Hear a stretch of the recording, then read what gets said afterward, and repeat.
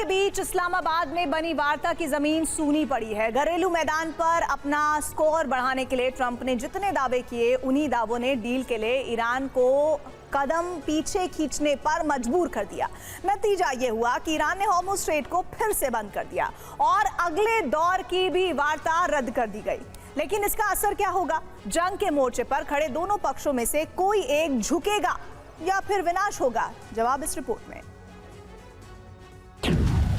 दूसरा चरण, जंग के आसार, ईरान का वार्ता से इनकार। इसलिए सवाल उठ रहे हैं कि आखिर सच कौन बोल रहा है?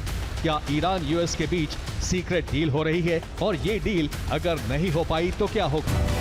ट्रंप ने पोस्ट लिखा कि हम जीत हासिल करने के बहुत करीब हैं। ईरान परमाणु हथियार न बनाने पर सहमत है, वो संवर्धित यूरेनियम सौंपने पर भी सहमत है। अगर समझौता नहीं हुआ तो फिर से जंग होगी।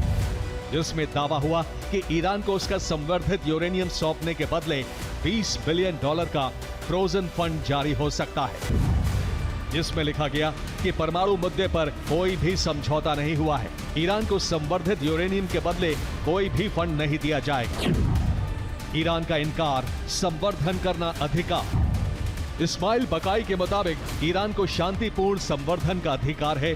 ये किसी देश का तोहफा या रियायत नहीं है जिसे किसी के दबाव में वापस लिया जाएगा। ईरान परमाणु मुद्दे पर समझौता नहीं करेगा। ईरान के साथ कूटनीति पर ट्रंप ने कई बड़े दावे करने के बाद ये बताने की कोशिश की है कि वो अपने रुख पर अड़े हुए हैं, जिसमें उन्होंने बताया कि ईरान परमाणु संवर्धन 20 साल तक रोकेगा।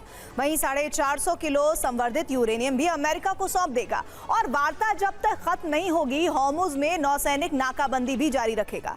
यही नहीं, उन्होंने वार्ता की मेज पर ईरान को लाने के लिए लगातार अमेरिका को इसकी जीत बताया है। लेकिन ट्रंप ये बहुत बड़ी गलती कर चुके हैं, क्योंकि धमकी से ही कूटनीतिक गुंजाइश खत्म हो गई है। ट्रंप दबाव डालकर समझौता थोपने वाले रुख पर अब भी अड़े हैं। यही नहीं, जिस लेबनान में युद्ध विराम के बाद ईरान ने हॉर्मुज खोला, उस पर भी ट्रंप स्थिति स्पष्ट नहीं कर पाए हैं और इसीलिए ईरान में इस आशंका ने जन्म ले लिया है कि उनका नेतन्याहू पर नियंत्रण ही नहीं है। और रुख ये है कि युद्ध विराम के लिए ट्रंप की मांगे बहुत ज्यादा है। ट्रंप की ज्यादातर मांगे ईरान के हित में नहीं हैं, इसलिए ट्रंप की नाजायज मांगों पर समझौता नहीं होगा।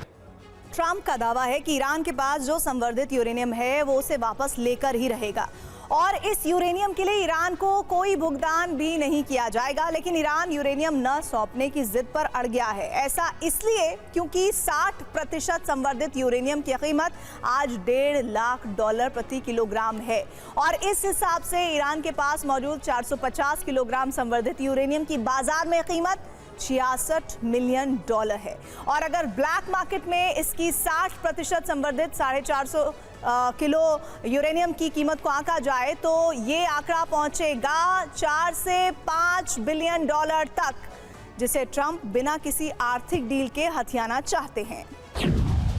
वार्ता का मंच बनाने के लिए इस्लामाबाद बंद कर दिया गया। ईरानी प्रतिनिधि मंडल को इजरायली खतरे से बचाने के लिए सुरक्षा का दिखावा किया। ईरानी प्रतिनिधि मंडल के लिए 24 लड़ाकू विमान लगाए गए। इस्लामाबाद में 20,000 से ज्यादा जवानों की तैनाती की गई। इसलिए ट्रंप पूरी और मुकम्मल जीत का दावा कर रहे हैं, तो ईरान सहमति न बनने की सच्चाई दुनिया को दिखा रहा है। इस्लामाबाद में वार्ता का दूसरा चरण होगा, इसकी उम्मीद बहुत कम है। तो वहीं लेबनान फ्रंट सुलगने का डर बेहद ज्यादा बढ़ गया है। युद्ध विराम को अभी 24 घंटे भी नहीं बीते हैं, लेकिन एक्सपर्ट्स मान रहे हैं कि इजराइल यहां एक बार फिर बमबारी शुरू कर सकता है। दरअसल माना जा रहा है कि अमेरिकी राष्ट्रपति डोनाल्ड ट्रंप ईरान पर दबाव बनाने के लिए लेबनान पर हमले की हरी झंडी दे सकते हैं, ताकि ईरान को बातचीत की मेज पर वापस लाने के लिए मजबूर किया जा सके। रिपोर्ट्स हैं कि इजराइल एक बार फिर लेबनान पर हमले शुरू कर सकता है, जिसकी वजह है ईरान का हॉर्मुज स्ट्रेट बंद करना।